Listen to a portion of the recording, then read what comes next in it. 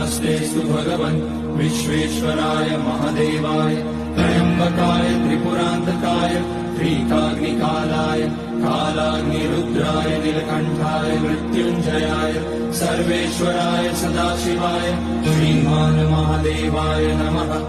ॐ नमः शम्भवाय च मयोभवाय च नमः शङ्कराय च मयस्कराय च नमः शिवाय च शिवतराय च।